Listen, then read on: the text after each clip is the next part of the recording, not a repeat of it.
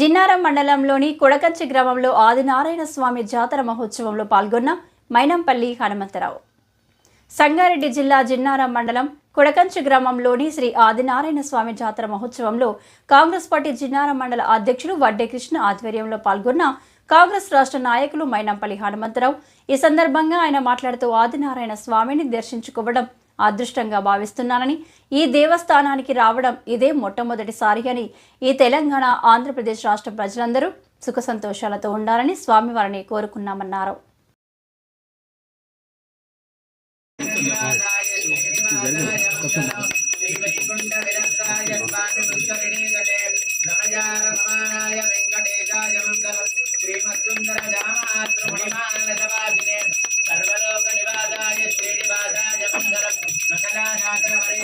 వచ్చి ఈ భగవంతుని దర్శనం చేసుకొని భక్తులు సుఖ సంతోషాలతో ఉంటారని నమ్మకం.